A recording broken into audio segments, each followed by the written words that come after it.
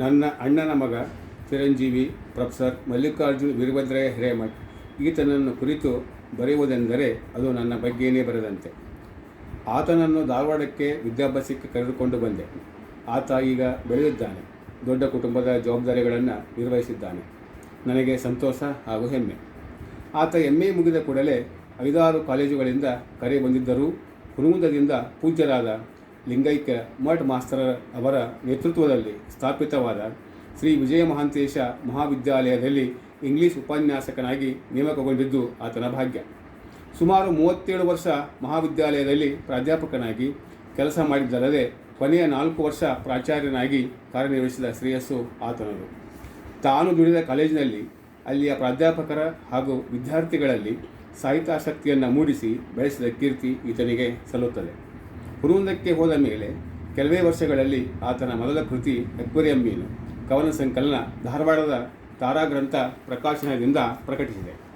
ಅಲ್ಲಿಂದ ಪ್ರಾರಂಭವಾದ ಸಾಹಿತ್ಯ ಕೃಷಿ ಇಡುತ್ತಾ ಇಲ್ಲಿಯವರೆಗೂ ಬೆಳೆದು ಬಂದಿದೆ.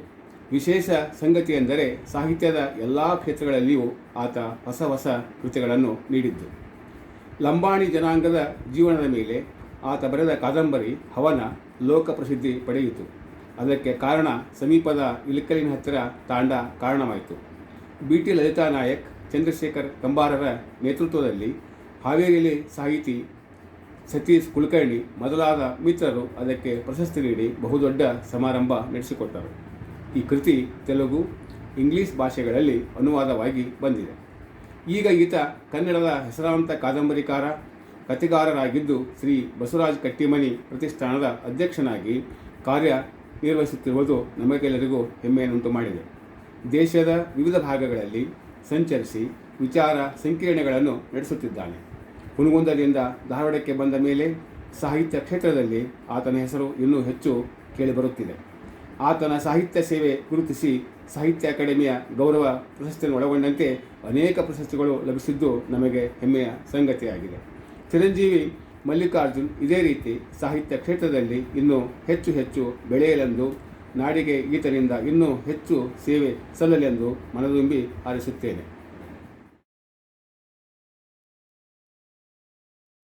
ಮಲ್ಲಿಕಾರ್ಜುನ ಹಿರೇಮಠರಿಗೆ ಕಣ್ಣೋಡನೆ ಮುಗುಳೂನಾಗೆ ನಿರ್ಮಲ ನಿರುದ್ಯೋಗ ಬಗೆ ಬಿಸಿಲಳಿ ಬಿಸಿಲು ಧಾರವಾಡ ತಂಪಿಗೆ ತಣಿದು ಹುನಗುಂದದಲ್ಲಿ ಹೊನ್ನ ಹೊಳಪು 3 ಸಂಜೆ ಮುಂದ ಧಾರವಾಡ ಜೀವನದ ಆಳದಲ್ಲಿ ಪ್ರೀತಿ ಅಂತರ್ಜಲ ಶೋಧಿಸಿ ಸಂಧಿ ವಿಗ್ರಹಿಸಿ ಅರ್ಥಕ್ಕೆ ಅಕ್ಷರ ಸಾಕ್ಷಾತ್ಕಾರ ಕಥನವೇ ಕೃತಿಮತನವೇ ಸೊಬಗ ಪ್ರಬಂಧವೇ ಸಂಬಂಧ ಸಂಕೀರ್ಣತೆಗೆ ಎಂಥ ಚಿತ್ರಸೃಷ್ಟಿ.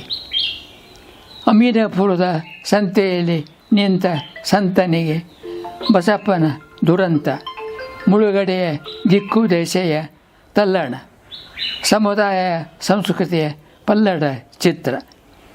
ಅಂತಃಕರಣ ತುಡಿದು ಕರಗಿ ಮಿರುಗಿದ ಪಾತ್ರ. ಅಕ್ವೇರಿಯಂ ಮೀನು ಸಾಗರಿಕೆ ಹೊಡೆಯಿತು ಸುರಂಗ, ಕಲ್ಲು ಮಣ್ಣು ಕೆರಿ ಊರಿ ಸೋಮಲ ಧ್ವನಿಯ ತರಂಗ.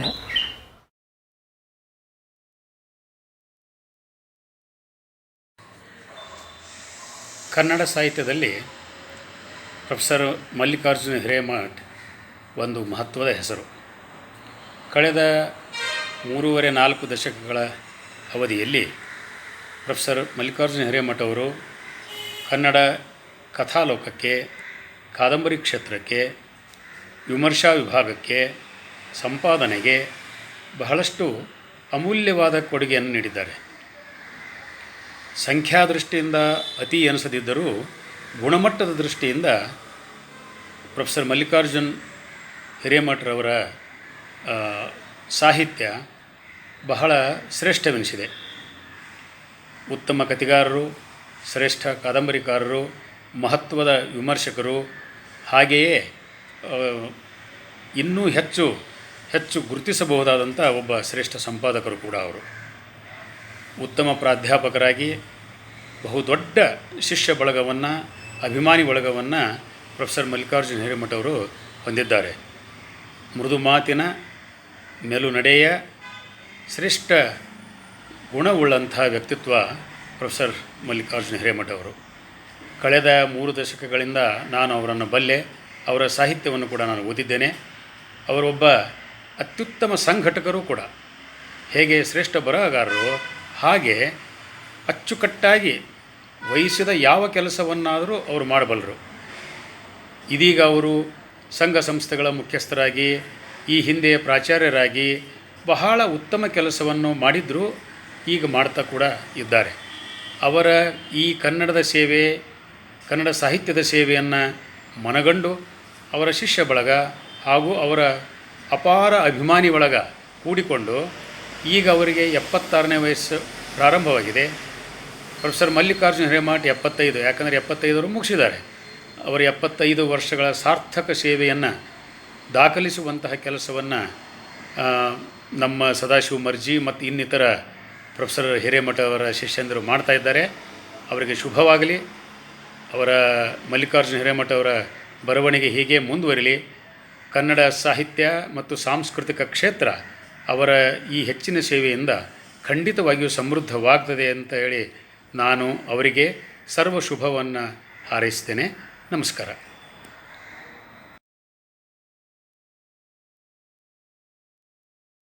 ಮಲ್ಲಿಕಾರ್ಜುನ ಹಿರೇಮಠ ಕರ್ನಾಟಕ ಕಾಲೇಜಿನೊಳಗೆ ನಮ್ಮ ವಿದ್ಯಾರ್ಥಿ ಆಗಿದ್ದ ದಿನಗಳಿಂದನೂ ನಾನು ಭಾಳ ಪ್ರೀತಿಯಿಂದ ನೋಡ್ಕೊಂಡು ಬಂದಂಥದ್ದು.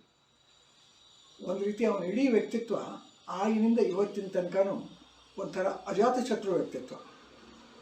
ಯಾರನ್ನೂ ಎದುರು ಹಾಕ್ಕೊಂಡವನಲ್ಲ, ಯಾರ ಎದುರಿಗೂ ನಿಂತು ತನ್ನ ಮುಕ್ತ ಅಭಿಪ್ರಾಯಗಳನ್ನ ಸಹಿತ ಹೇಳಿದಂಥವನಲ್ಲ. ಆದರೆ ಯಾರೇ ಏನೇ ಮಾತಾಡಿದರೂ ಪ್ರೀತಿಯಿಂದ ಕೇಳಿಕೊಂಡು ತನಗನಿಸಿದ್ದನ್ನು ಭಾವಿಸಿಕೊಂಡಂಥ ವ್ಯಕ್ತಿತ್ವ. ಭಾಳ ಶಾಂತ, ಸಹನಶೀಲ ಮತ್ತು ಚಿಂತನೆಯ ಪ್ರವೃತ್ತಿ ಇದ್ದಂಥ ವಿದ್ಯಾರ್ಥಿಯಾಗಿದ್ದ. ಹೀಗಾಗಿ ಆಗಿನಿಂದಲೂ ನಮಗೆ ಭಾಳ ಬೇಕಾಗಿದ್ದಂಥ ಹುಡುಗ.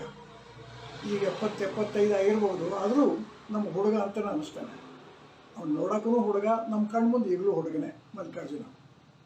ನನಗೆ ಈ ಮಲ್ಲಿಕಾರ್ಜುನ ಒಬ್ಬ ಪ್ರೀತಿ ವ್ಯಕ್ತಿ ಆಗಲಿಕ್ಕೆ ಬಹಳಷ್ಟು ಕಾರಣ. ಭಾಳ ಮುಖ್ಯ ಕಾರಣ ಅಂತಂದರೆ ನಮ್ಮ ಕಾಲೇಜಿನಾಗಿದ್ದ ಅನ್ನೋದು ಒಂದೇದ್ದು. ಅದಕ್ಕಿಂತ ಮುಖ್ಯ ನಾನು ಕಂಡುಕೊಂಡಿದ್ದು, ನನಗೆ ಗುರುಗಳಾಗಿದ್ದವರು ಪಂಚಾಕ್ಷರಿ ಹಿರೇಮಠ ಅವರು. ಅವರ ಅಣ್ಣನ ಮಗ ಆಗಿದ್ದ. ಇವರು ಪಂಚಾಕ್ಷರಿ ಅವರು ಭಾಳ ಪ್ರೀತಿಯಿಂದ ಈ ಹುಡುಗರ ಬಗ್ಗೆ ಹೇಳ್ತಿದ್ರು. 3-4 ಜನ ಅಣ್ಣ ತಮ್ಮಂದಿರು, ಒಬ್ಬ ಗದಿಗ್ಗೆ, ಒಬ್ಬ ಗುಲ್ಬರ್ಗ, ಒಬ್ಬ ಇಲ್ಲೇ ಬೇರೆ ಬೇರೆ ಕಡೆಗಿದ್ದರು. ಆದರೆ ಈ ಮಲ್ಲಿಕಾರ್ಜುನ ಬಗ್ಗೆ ಪಂಚಾಕ್ಷರಿ ಹಿರೇಮಠರ ಮೇಲಿಂದಲೇ ಹೇಳ್ತಿದ್ರು, ನಮ್ಮ ಹುಡುಗ ನೋಡಪ್ಪ, ನೀವು ಪ್ರೀತಿಯಿಂದ ನೋಡ್ಕೊಳ್ರಿ ಅಂಥೇಳಿ. ಅವ್ರು ಹೇಳೋದಷ್ಟೇ, ಅಷ್ಟೇ ಪ್ರೀತಿಯನ್ನು ನಮಗೆ ಆ ಪ್ರೀತಿ ಮೂಡೋ ಹಾಗೆ ಈ ಥರ ನಡ್ಕೊತಿದ್ದ. ಹೀಗಾಗಿ ಮಲ್ಲಿಕಾರ್ಜುನ ಬಗ್ಗೆ ಭಾಳ ನಮಗೆ ಪ್ರೀತಿ ಇತ್ತು. ಮತ್ತು ಇವರು ಭಾಳ ಒಳ್ಳೆಯ ಶಿಕ್ಷಕ ಅಂತ ಕೂಡ ಹೆಸರು ಮಾಡ್ಕೊಂಡಂಥವ. ನಮ್ಮ ಮನೆ ಹತ್ತಿರ ಹುಲ್ಕೋಟಿ ಅಂತ ಒಬ್ಬರು ಮಾಸ್ಟರ್ ಇದ್ದರು. ಇದು 53-54 ಇಸ್ವಿ ಸುದ್ದಿ ಹೇಳ್ತೀನಿ. ಹುಲ್ಕೋಟಿ ಮಾಸ್ಟರ್ ನಮ್ಮ ಮನೆ ಆರ್ಲೇಸ್ ಸ್ಕೂಲ್ನಾಗ ಗಣಿತ ಪಾಠ ಮಾಡ್ತಿದ್ರು. ನನ್ನ ಕ್ಲಾಸ್ಮೇಟ್ಸ್ ಏನು ಹೋಗ್ತಿದ್ರಲ್ಲ, ಅವ್ರ ಜೊತೆಗೆ ಹುಲ್ಕೋಟಿಯವ್ರ ಮನೆಗೆ ಹೋಗ್ತಿದ್ದೆ. ಮುಂದೆ ಗೊತ್ತಾಗಿದ್ದು ಆ ಹುಲ್ಕೋಟಿಯವ್ರ ಅಳಿಯ ಈ ಮಲ್ಲಿಕಾರ್ಜುನ ಹಿರೇಮಠ ಅಂತ. ಅಂದರೆ ಹುಲ್ಕೋಟಿ ಮಾಸ್ತರ್ ಮಗಳನ್ನ ಮಾಡಿಕೊಂಡ. ನನಗೆ ಸಾಮ್ಯ ಇವರಿಬ್ಬರಲ್ಲಿ ಏನು ಅಂದರೆ, ಹುಲ್ಕೋಟಿ ಮಾಸ್ತರಲ್ಲಿ ಏನು ಗುಣಗಳಿದ್ವೋ ಅವೇ ಗುಣಗಳು ಈ ಮಲ್ಲಿಕಾರ್ಜುನಲ್ಲಿ.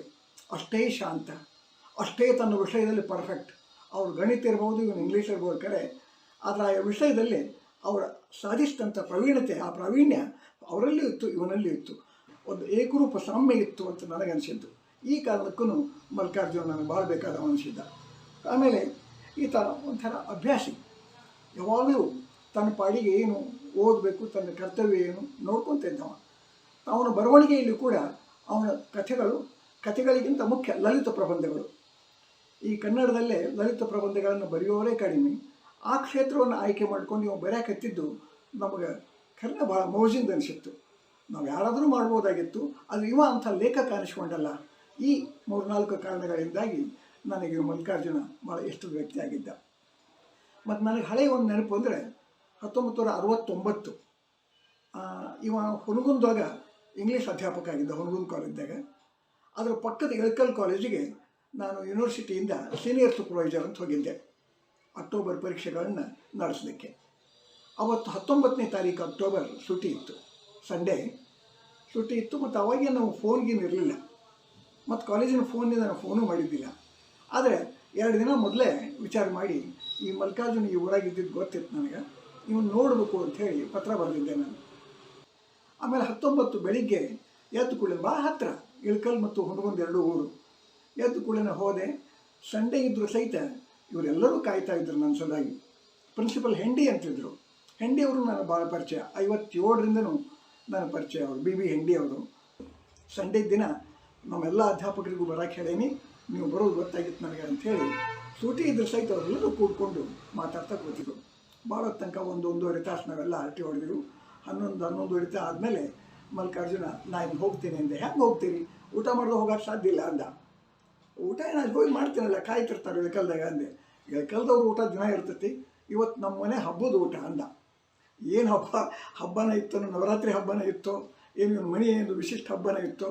ಮನೆಗೆ ಹೋದರೆ ಹೋಳಿಗೆ ತುಪ್ಪ ಮಾಡಿಸಿ ಅದ್ಭುತ ಅಡುಗೆ ಮಾಡಿಸಿ ನಮ್ಮ ಸಲ ಕಾಯ್ತಾಯಿದ್ರು. ಇವನು ಹೆಂಡತಿ ಮಕ್ಕಳು, ಸಣ್ಣ ಮಕ್ಕಳು ಒಬ್ಬರು ಇಬ್ಬರು ಇದ್ದಿರ್ಬೇಕು ಅವಾಗ, ಕಾಯ್ತಾಯಿದ್ರು. ಅಷ್ಟು ಪ್ರೀತಿಯಿಂದ ಉಣಿಸಿ ನಮಗೆ ಕಳಿಸಿದ್ದ ಮಲ್ಲಿಕಾರ್ಜುನ. ಇದು ನೆನಪು ಮರೀಲಿಕ್ಕೆ ಸಾಧ್ಯ ಇಲ್ಲದಂಥ ಒಂದು ಪ್ರಸಂಗ ನನಗೆ. ಆಮೇಲೆ ಮುಂದೊಂದು 10-20 ವರ್ಷ ಆದಮೇಲೆ ಪತ್ರ ವ್ಯವಹಾರ ಇತ್ತು, ಹೋಗ್ತಾ ಬರ್ತಾ ಇದ್ದೀವಿ. ಇಲ್ಲಿ ಬಂದಾಗ ಭೇಟಿ ಆಗ್ತಿದ್ದ. ಖರೆ 2002 ನನ್ನ ಒಂದು ಕಥಾ ಪುಸ್ತಕಕ್ಕೆ, ಹಕ್ಕಿಗಳು ಅನ್ನುವಂಥ ಕಥಾ ಸಂಕಲನಕ್ಕೆ ಒಂದು ಪ್ರಶಸ್ತಿ ಬಂತು. ಆ ಪ್ರಶಸ್ತಿ ಅಲ್ಲಿ ಶಿವಾನಂದ ಪಾಟೀಲ್ ಕಥಾ ಪ್ರಶಸ್ತಿ ಅಂತ 1-2 ವರ್ಷ ಮೊದಲು ಆರಂಭ ಮಾಡಿದರು. ಹುನಗುಂದ ಭಾಗದೊಳ ಪುಸ್ತಕಕ್ಕೆ ನನಗೆ ಕೊಟ್ಟರು. ಆವಾಗ ಕೂಡ ನನಗೆ ಗೊತ್ತಿದ್ದಿದ್ದು ಈ ಮಲ್ಲಿಕಾರ್ಜುನ ಆ ಪ್ರಶಸ್ತಿಯ ಆರಂಭ ಆಗಲಿಕ್ಕೂ ಕಾರಣ, ಮತ್ತು ಆ ಹೊತ್ತಿಗೆ ಇವನು ಪ್ರೀತಿಯಿಂದ ಆ ಸಮಿತಿಯೊಳಗೆ ಇದ್ದ ಅಂತ ನನಗೆ ಅನಿಸ್ತದೆ. ಅವೇನು ಹೇಳಿಲ್ಲ ನನಗೂ ಏನು ಗೊತ್ತಿಲ್ಲ. ಅದನ್ನು ನನಗೆ ಪತ್ರ ಬಂದು ಆ ಸಂತೋಷವನ್ನು ವ್ಯಕ್ತ ಮಾಡಿ ಮೊದಲು ಯೋಗ ಪತ್ರ ಬರೆದೆ ನಾನು ಆ ಸಮಿತಿಯವರಿಗೆ. ಆಮೇಲೆ ಅವರೆಲ್ಲರೂ ಕರೆದು ಅವ್ರ ಊರೊಳಗೆ ಇದು ಹುನಗುಂದೊಳಗೆ ಒಂದು ಭಾಳ ಚಂದ ಕಾರ್ಯಕ್ರಮ ಮಾಡಿದರು. ಲೋಕಾಪುರ ಇವರೆಲ್ಲರೂ ಕೂಡಿದ್ರು. ಅವಾಗ ಆ ಸ್ನೇಹಿತರು ಕೂಡಿ ನನ್ನೆಲ್ಲ ಕಥೆಗಳ ಬಗ್ಗೆ ಮಾತಾಡಿದರು. ಅದುವರೆಗೆ ಬಂದಂಥ 2 ಸಂಕಲನದ ಬಗ್ಗೆ ಮಾತಾಡಿದರು, ಕಾವ್ಯದ ಬಗ್ಗೆ ಮಾತಾಡಿದರು. ಇಡೀ ದಿನ ಒಂದು ಕಾರ್ಯಕ್ರಮ ಮಾಡಿದಂಗೆ ಮಾಡಿದರು. ಅದು ಕೂಡ ಮರೀಲಿಕ್ಕಾಗದಂಥ ಇದ್ದ ಒಂದು ಪ್ರಸಂಗ. ಅಂದರೆ ಅಕಾರಣವಾಗಿ ತನ್ನ ಪ್ರೀತಿಯನ್ನು ಮಾತ್ರ ಹಂಚಿಕೊಂಡು ಹೋದಂಥ ವ್ಯಕ್ತಿತ್ವ ಮಲ್ಲಿಕಾರ್ಜುನ. ಇವೊಂದು ಮುಖ್ಯವಾಗಿ ಆಸಕ್ತಿ ಕಥೆ, ಕಾದಂಬರಿ ಮತ್ತು ಅದಕ್ಕಿಂತ ಮುಖ್ಯ ಲಲಿತ ಪ್ರಬಂಧ. ನನಗೆ ಗಮನಕ್ಕಿದ್ದಿದ್ದು, ಲಕ್ಷ್ಯಕ್ಕಿದ್ದಿದ್ದು ಆ ಭಾಗದ ಈ ಕಲ್ಲು ಒಡೆಯುವಂಥ ಖಣಿಗಳಿರುತ್ತಿದ್ದಲ್ಲ, ಆ ಭಾಗದ ಕಥೆಗಳನ್ನು, ಅಲ್ಲಿಯ ಬಡವರ ಕಥೆಗಳನ್ನು, ಮುಖ್ಯವಾಗಿ ಲಂಬಾಣಿಗಳು ಮತ್ತು ದಲಿತರು, ಶೋಷಿತರು, ಹೆಣ್ಣುಮಕ್ಕಳ ಬಗ್ಗೆ ಇದ್ದಂಥ ನೋವುಗಳನ್ನು ಬಹುಶಃ ಯಾರ್ಯಾರೂ ಈವರೆಗೆ ಕಥೆಗೆ, ಕಾದಂಬರಿಗೆ ಬಳಸಿರಲಿಲ್ಲ. ಅದನ್ನು ಮೊಟ್ಟ ಮೊದಲು ತನ್ನ ಬರವಣಿಗೆಯಲ್ಲಿ ತೊಗೊಂಡು ಬಂದಂಥವ ಮಲ್ಲಿಕಾರ್ಜುನ ಹಿರೇಮಠ. ಆ ನಂತರ ಎಷ್ಟೋ ದಿನಗಳ ನಂತರ ಧಾರವಾಡದಲ್ಲಿ ಮುಸ್ಸಂಜೆ ಬಗ್ಗೆ ಅವನು ಬರೆದಂಥ ಲಲಿತ ಪ್ರಬಂಧಗಳು. ಈ ಸಾಯಂಕಾಲ ಧಾರವಾಡದೊಳಗೆ ಈಗ ಅಡ್ಡಾಡೋದು ಕಡಿಮೆ ಆಗೈತೆ ಎಲ್ಲರೂ. ಅವಾಗ ನಾವು ಹೊಂಟಿವಂತಂದ್ರೆ ದಾರಿಯೊಳಗೆ ಆ ಸುಭಾಷ್ ರೋಡ್ನಾಗ ಎಲ್ಲರೂ ಭೇಟಿ ಆಗ್ತಿದ್ರು. ಒಂದು ತುದಿಯಿಂದ ಆಜಾದ್ ಪಾರ್ಕ್ನಿಂದ ಹೊರಟು ಆ ಗಾಂಧಿ ಚೌಕ್ ತನಕ ಹೋದರೆ ಎಲ್ಲರೂ ಭೇಟಿ ಆಗೋರು. ಇಡೀ ಧಾರವಾಡ ಭೇಟಿ ಆಗ್ತಿತ್ತು, ಒಬ್ಬರಿಗೊಬ್ಬರು ಪರಸ್ಪರ ಮಾತಾಡ್ತಿದ್ವಿ, ಕೇಳ್ತಿದ್ವಿ. ಒಂದೇ ಒಂದು ದಾರಿಯೊಳಗೆ ಎಲ್ಲರೂ ಭೇಟಿ ಆಗ್ತಿದ್ವಿ. ಅಂಥ ಹಳೆಯ ಕಾಲದ ಧಾರವಾಡದ ಅನೇಕ ನೆನಪುಗಳನ್ನು ನಾವು ನೋಡಿದ್ದು ಬೇರೆ. ಬೇಂದ್ರೆ, ಬೆಟಗೇರಿ, ಕೃಷ್ಣ ಶರ್ಮಾ ಇಂಥವ್ರನ್ನ ಅವಾಗ ನಾವು ನೋಡಿದ್ದು, ಸಾಲಿ ರಾಮಚಂದ್ರರಾಯರು ಇಂಥವ್ರನ್ನ. ಆದರೆ ಅವರ ನಂತರದ ನಮ್ಮ ಕಾಲಕ್ಕೆ ಏನು ಅನೇಕ ಜನರನ್ನ, ಸ್ನೇಹಿತರನ್ನ, ನಮ್ಮ ಗಿರಡ್ಡಿ, ಚಂದ್ರಶೇಖರ್ ಪಾಟೀಲ್, ಅವಗೂ ಟೀಚರ್ಸ್ ಆಗಿದ್ದಂಥವ್ರು ಈ ಜನಾಂಗವನ್ನು, ಈ ಜನತೆಯನ್ನು, ಈ ಜನ್ರೇಷನ್ನ ನೋಡಿ ಅವ್ರ ಬಗ್ಗೆ, ಆ ಕಾಲದ ಪ್ರತಿಕ್ರಿಯೆಗಳ ಬಗ್ಗೆ ಇವು ಬರೆದಂಥ ಮುಸ್ಸಂಜೆ ಅದು ಬಹುಶಃ ಭಾಳ ಕ್ಲಿಕ್ ಆಯಿತು. ಧಾರವಾಡದ ಮುಸ್ಸಂಜೆ ಬಗ್ಗೆ ಬೇರೆ ಕಡೆಯೂ ಕೂಡ ಎಷ್ಟು ವಿರಳವಾದಂಥ ಲೇಖನಗಳನ್ನು ಬರೆದಿದ್ದು. ಮತ್ತು ಸತ್ಯದ ವಿಷಯಗಳು ಅವನ ಹಾಸ್ಯಭರಿತವಾಗಿ ಹೇಳಿದ್ದು, ಲಲಿತವಾಗಿ ಹೇಳಿದ್ದು, ಮತ್ತು ಮುಕ್ತವಾಗಿ ತನಗೆ ಅನಿಸಿದ್ದನ್ನು ಹೇಳಿದರೂ ಕೂಡ ಯಾರಿಗೂ ನೋವಾಗದಂಗೆ ಹೇಳಿತ್ತು. ಆ ಪ್ರಬಂಧಗಳ ಬಗ್ಗೆ ನನಗೆ ನೆನಪದ. ಇಂಥ ಅನೇಕ ಕಾರಣಗಳಿಗಾಗಿ ಈ ಮಲ್ಲಿಕಾರ್ಜುನ ಬಗ್ಗೆ ಭಾಳ ಪ್ರೀತಿ. ಈಗ 70-75ರ ಹಬ್ಬ ನೀವು ಮಾಡ್ತಾ ಇದ್ದೀರಿ, ಭಾಳ ಸಂತೋಷ ಆಯಿತು. 75 ಆದರೂ ನಮ್ಮ ಪಾಲಿಗೆ ಮಾತ್ರ ಅವನು 25ರ ಹುಡುಗನ, ಇವತ್ತಿಗೂ ಕಾಲೇಜ್ನಾಗ ಓದ್ತಿದ್ದ ಹುಡುಗನ ಅಂತ ಅನ್ನಿಸ್ತಾನೆ. ಮತ್ತು ಅವ್ನು ಇನ್ನಷ್ಟು ಆಯುಷ್ಯನೂ ಹೆಚ್ಚು ಸಿಗಲಿ, ಬರವಣಿಗೆಗೆ ಹೆಚ್ಚು ಮನಸ್ಸು ಹಾಕಲಿ. ಅಂಥ ಲಲಿತ ಪ್ರಬಂಧಗಳು ಕನ್ನಡದಾಗ ಇವತ್ತು ಎಷ್ಟು ಬಂದರೂ ಕಡಿಮೆನೇ, ಎಷ್ಟು ಜನ ಲೇಖಕರು ಬಂದರೂ ಕಡಿಮೆ. ಅಂಥ ಬರವಣಿಗೆಯನ್ನು ಸಾಧಿಸಲಿ, ಅವ್ನಿಗೆ ಒಳ್ಳೆಯದಾಗಲಿ ಅಂತ ಆಶಿಸ್ತೀನಿ.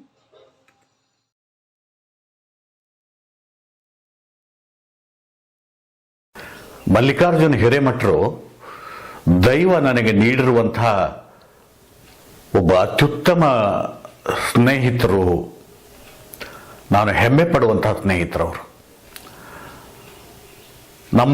ನನ್ನ ಅವರ ಸಂಬಂಧ ಎಷ್ಟು ಘನಿಷ್ಠವಾಗಿದೆ ಅಂತಂದರೆ, ಅನೇಕ ಜನ ನನ್ನ ಸ್ನೇಹಿತರು ನಮ್ಮಿಬ್ಬರನ್ನು ಅವಳಿ ಜವಳಿ ಅಂತ ಹೇಳಿ ಕರೀತಾರೆ.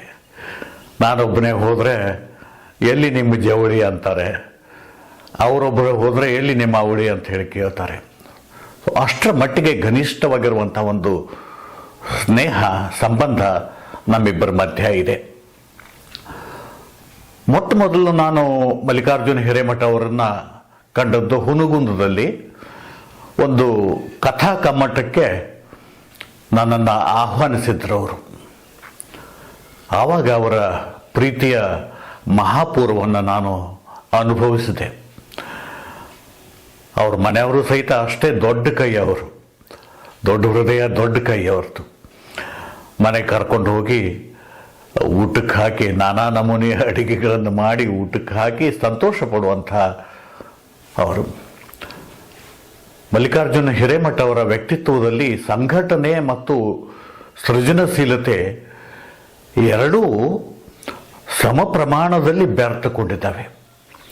ಆ ಸಂಘಟನೆಯ ಹಿನ್ನೆಲೆಯಲ್ಲಿ ಇರುವಂತಹದ್ದು ದ ಸೋಷಿಯಲ್ ವೆಲ್ ಬೀಯಿಂಗ್, ಈ ಸಮಾಜದ ಒಳಿತು ಅನ್ನುವಂಥದ್ದು ಏನಿದೆಯೋ ಆ ಸಮಾಜದ ಒಳಿತಿಗಾಗಿ ನಾನು ಸಂಘಟನೆ ಮಾಡಬೇಕು ಅನ್ನುವಂಥ ಒಂದು ತುಡಿತ ಯಾವಾಗಲೂ ಅವರ ಹೃದಯದಲ್ಲಿ ಇರುತ್ತೆ.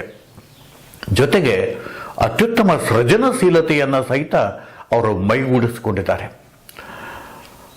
ಅಕ್ವೇರಿಯಂ ಅನ್ನುವಂಥ ಕಾವ್ಯ ಸಂಕಲನ ತಂದು ಆಮೇಲೆ ಅವರು ಕಾವ್ಯ ಬಿಟ್ಬಿಟ್ರು, ಕಥನಕ್ಕೆ ಒಲಿದರು. ಅಮೀನ್ಪುರದ ಸಂತೆ, ಮೊಲೆವಾಲು ನಂಜಾಗಿ, ಹವನ ಮತ್ತು ಹಾವಳಿ ರಚಿಸಿ ಕನ್ನಡ ಸಾಹಿತ್ಯ ಲೋಕವನ್ನು ಶ್ರೀಮಂತಗೊಳಿಸಿದಂಥವರು ಅವರು ಪ್ರವಾಸ ಕಥೆಯನ್ನು ಬರೆದಿದ್ದಾರೆ. ಜ್ಞಾನೇಶ್ವರನ ನಾಡಿನಲ್ಲಿ ಅಂತೇಳಿ ಅತ್ಯುತ್ತಮ ಪ್ರಬಂಧಕಾರರು. ಇತ್ತೀಚೆಗೆ ಅವರು 3 ಸಂಜೆಯಲ್ಲಿ ಧಾರವಾಡ ಅನ್ನುವಂಥ ಅತ್ಯುತ್ತಮ ಪ್ರಬಂಧಗಳ ಒಂದು ಸಂಕಲನವನ್ನು ಹೊರತಂದರು ಮತ್ತು ಅದಕ್ಕೆ ಪೂತಿನ ಟ್ರಸ್ಟಿನ ಬಹುಮಾನ ಕೂಡ ಲಭ್ಯ.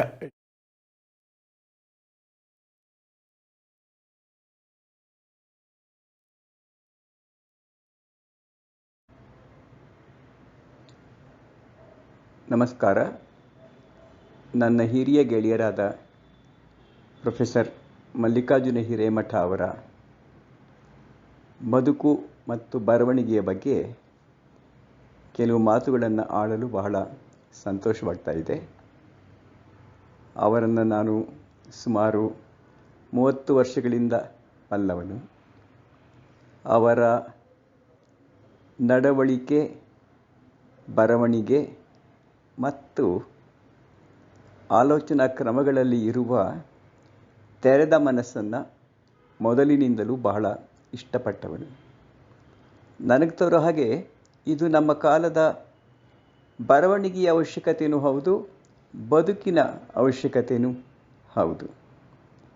ಅವರ ಅಮೀನಪುರದ ಸಂತೆ ಕಥೆಯಿಂದ ಇತ್ತೀಚೆಗೆ ಬಂದ ಹಾವಳಿ ಕಾದಂಬರಿಯವರೆಗೆ ಅನ್ಯವನ್ನು ಒಳಗೊಳ್ಳಲು ಬೇಕಾದ ತಿಳಿವಳಿಕೆ ಮತ್ತು ಅನುಕಂಪ ಎರಡೂ ಕೂಡ ಅವರ ಬರವಣಿಗೆಯಲ್ಲಿ ಕಾಣೋದು ಅವರ ಸ್ವಭಾವದಲ್ಲೇ ಇರತಕ್ಕಂಥ ಮುಕ್ತ ಮನಸ್ಸಿನ ಪರಿಣಾಮ ಅಂತ ನಾನು ಅಂದ್ಕೊಂಡಿದ್ದೇನೆ.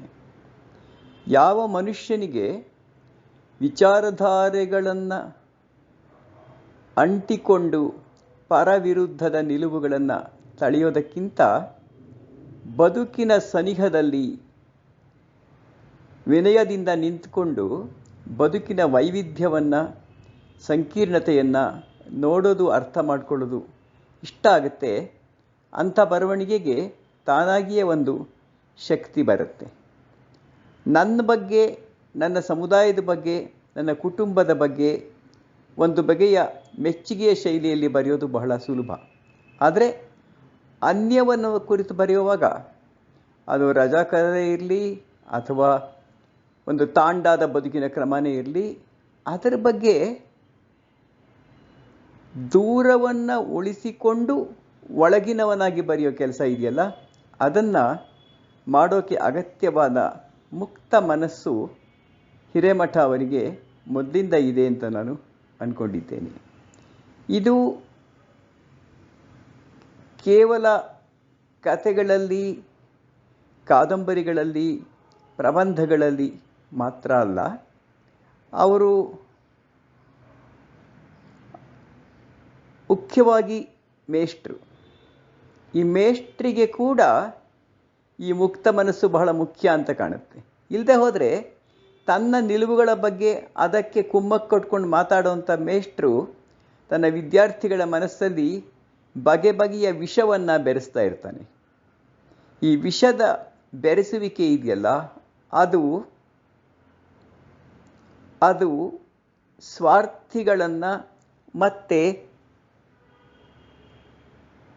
ವೈಚಾರಿಕತೆಯಿಂದಲೇ ಕುರುಡಾದ ವ್ಯಕ್ತಿಗಳನ್ನು ನಿರ್ಮಿಸ್ತಾ ಹೋಗುತ್ತೆ.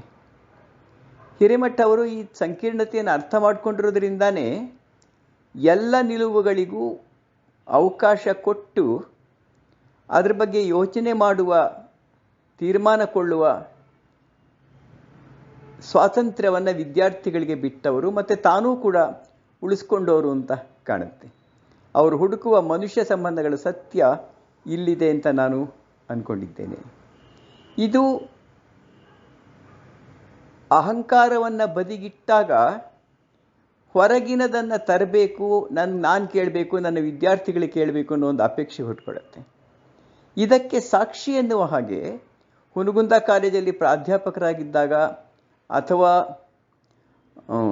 ಪ್ರಿನ್ಸಿಪಾಲ್ ಆಗಿದ್ದಾಗ ಅವರು ಏರ್ಪಡಿಸಿದ ಸಾಹಿತ್ಯ ಕಾರ್ಯಕ್ರಮಗಳು ಸಾಕ್ಷಿ ಅಂತ ಕಾಣುತ್ತೆ.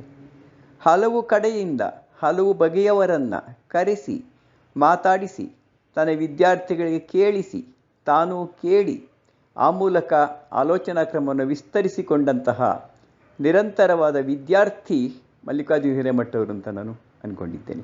ಈ ವಿದ್ಯಾರ್ಥಿತನ ಬಿಟ್ಟ ಕೂಡಲೇ ಅಧ್ಯಾಪಕತನ ಅನ್ನೋದು ಕೂಡ ನಾಶವಾಗಿ ಹೋಗಿಬಿಡುತ್ತೆ.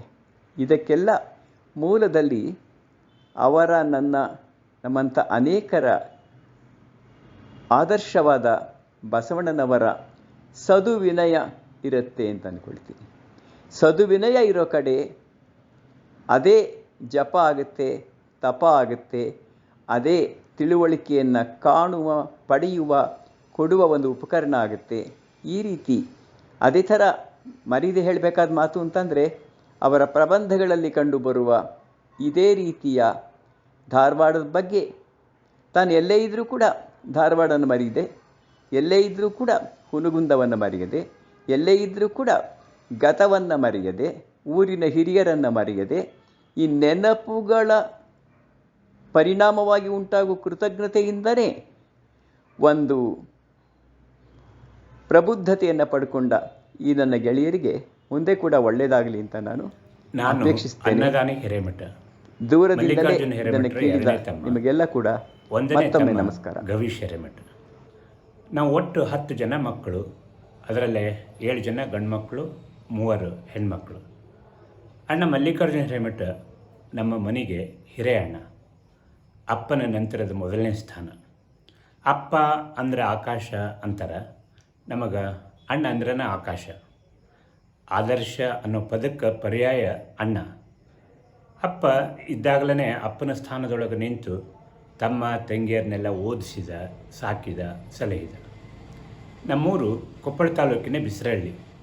1966-67 ಇಂಗ್ಲೀಷ್ MA ಮಾಡಿದಂಥವ್ರು ನಮ್ಮೂರಾಗಷ್ಟೇ ಅಲ್ಲ, ನಮ್ಮೂರು ಸುತ್ತಮುತ್ತಲೂ ಯಾರೂ ಇದ್ದಿದ್ದಿಲ್ಲ. ವರ್ಷದ ಬೇಸಿಗೆ ರಜೆಗೆ ಅಣ್ಣ ಬರ್ತಾನ ಅಂತಂದ್ರೆ ನಮಗೆ ಎಲ್ಲಿಲ್ಲದ ಖುಷಿ ಇತ್ತು. ಅಪ್ಪ ಅಮ್ಮರಿಗೂ ಬಹಳಷ್ಟು ಹರ್ಷ ಆಗ್ತಿತ್ತು. ಅಣ್ಣಗೆ ನಮ್ಮ ಅಜ್ಜನ ಹೆಸರಿಟ್ಟಿದ್ದರಿಂದ ಊರೊಳಗೆ ಕೆಲವರು ಅಜ್ಜಪ್ಪ ಅಂತಿದ್ರು, ಆತನ ಗೆಳೆಯರು ಮಲ್ಲಣ್ಣ ಅಂತಿದ್ರು, ಅಪ್ಪ ಅವ್ವ ಎಲ್ಲ ಅಪ್ಪಣ್ಣ, ಅಮ್ಮ ಮುದುಕ ಅಂತ ಪ್ರೀತಿಯಿಂದ ಬೇರೆ ಬೇರೆ ಹೆಸರಿನಿಂದ ಕರೀತಾಯಿದ್ರು. ಮುರಾ ಸಂಜಿನ ಮುಂದೆ ದಿವಸ ನಮ್ಮನ್ನೆಲ್ಲ ಕೂಡಿಸಿಕೊಂಡು ತಾನು ಮುರುಘಾಮಠದ ಕಲಿತು ಬಂದಂಥ ನಿಜಗುಣ ಶಿವಗಳ ಹಾಡನ್ನು ಹಾಡಿಸಿ ನಮಗೂ ಬಾಯ್ಪಾಟ್ ಮಾಡಿಸ್ತಿದ್ದ. ಮಗ್ಗಿ ತಪ್ಪಿದ್ರೆ, ಕೂಡಿಸೋ ಲೆಕ್ಕ ಕಳೆಯೋ ಲೆಕ್ಕ ತಪ್ಪಿದ್ರೆ ಬೈತಿದ್ದಿಲ್ಲ, ಹೊಡಿತಿದ್ದಿಲ್ಲ. ಆದರೆ ಮೆಲ್ಲಗೆ ತೊಡಿ ಚೂಟಿ ಹಿಂಡ್ಬಿಡ್ತಿದ್ದ. ನಾನು ಜೋರು ಬಾಯಿ ಮಾಡಿದ ಕೂಡಲೇ ಅಪ್ಪಗೆ ಹೆದರಿ ಬಿಟ್ಟುಬಿಡ್ತಿದ್ದ.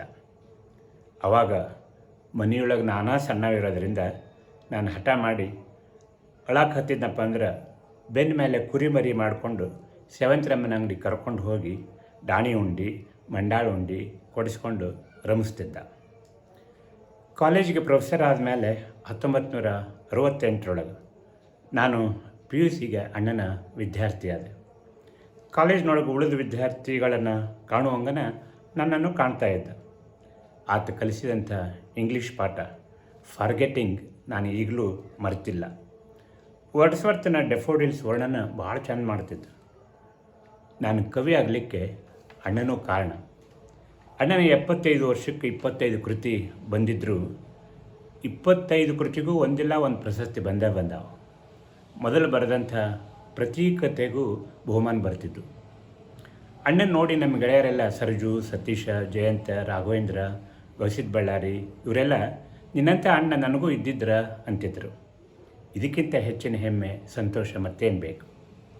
ಅಣ್ಣ ಬರೀ ಅಣ್ಣ ಅಲ್ಲ, ಗುರು, ಸ್ನೇಹಿತ, ಅಪ್ಪ, ಆಕಾಶ ಎಲ್ಲ. ಹೇಳಲಾಗದಂಥ, ತೀರಿಸಲಾರದಂಥ ಋಣಾನುಬಂಧ ಅಣ್ಣನ ಸಂಬಂಧ. ಎಲ್ಲರಿಗೂ ನಮಸ್ಕಾರ. ನಾನು ಗೀತಾ, ಅಮ್ಮನ ಹಿರಿಯ ಮೊಮ್ಮಗಳು. ಅಮ್ಮನ ಮನದಾಳದ ಮಾತುಗಳನ್ನು ನಾನೀಗ ಹೇಳಬಯಸ್ತೀನಿ. ನಾನು ಪಾರ್ವತಮ್ಮ ವೀರಭದ್ರಯ್ಯ ಹಿರೇಮಠ್. ನನಗೆ 80 ವರ್ಷ. ನನ್ನ ಹಿರಿಯ ಮಗ ಮಲ್ಲಿಕಾರ್ಜುನ್ ಹಿರೇಮಠ್. ನನ್ನ ಅಕ್ಕ ಮತ್ತು ನನ್ನ ಒಟ್ಟು ಸಂಸಾರದಲ್ಲಿ ಈಗ ನಾವು 62 ಮಂದಿ. ನನ್ನ ಮಕ್ಕಳು ಮುತ್ತಿನಂಥವರು, ಸೊಸೆಯಂದಿರು ಹವಳದಂಥವರು, ಮೊಮ್ಮಕ್ಕಳು, ಮರಿಮೊಮ್ಮಕ್ಕಳು ರತ್ನದಂಥವರು. ಇಷ್ಟೊಂದು ಬಳಗ ಹೊಂದಿದ ನಾನು, ನನ್ನ ಅಕ್ಕ ಭಾಗ್ಯವಂತರು. ನನ್ನ ಮಕ್ಕಳು ಬರೆದ ಪುಸ್ತಕಗಳನ್ನು ಈಗಲೂ ನಾನು ಸದಾ ಓದ್ತಿದ್ದೀನಿ. ಇನ್ನೂ ಅವರು ಹೀಗೆ ಹೆಚ್ಚು ಹೆಚ್ಚು ಪುಸ್ತಕಗಳನ್ನು ಬರೆಯುವಂತಾಗಲಿ ಎಂದು ಬಯಸ್ತೀನಿ. ಧನ್ಯವಾದಗಳು. ನಾನು SB ದೊಡ್ಡಮನಿ, ಹುನೂಂದದ ನಿವೃತ್ತ ಪ್ರಾಧ್ಯಾಪಕ. 67 ಹುನೂಂದಲ್ಲಿ ಹೊಸ ಕಾಲೇಜ್ ಆರಂಭ ಆಗಿತ್ತು. ಅದೇ ವರ್ಷ ಮಲ್ಲಿಕಾರ್ಜುನ್ ಹಿರೇಮಠ್ ಹಾಗೂ ನಾವು ಒಂದಿಷ್ಟು ಜನ ಪ್ರಾಧ್ಯಾಪಕರೆಂದು ಸೇರಿಕೊಂಡ್ವಿ. ನಾವೆಲ್ಲರೂ ಬ್ಯಾಚುಲರ್ಸು, ಒಂದೇ ಕುಟುಂಬದವ್ರಂಗನ ಇದ್ವಿ. ಖಾನಾವಳಿ ಊಟ, ಕೆಲವು ದಿವಸ ಕಾಲೇಜ್ಕನ ಊಟ ತರಿಸ್ಕೊತಿದ್ದೆವು. ಮುಂದೆ ಹಿರೇಮಠರು ಮನೆ ಮಾಡಿದರು. ಮನ್ಯಾಗ ಅಜ್ಜಿ, ತಂಗಿ, ತಮ್ಮಂದಿರ ದೊಡ್ಡ ಬಳಗನ ಇತ್ತು.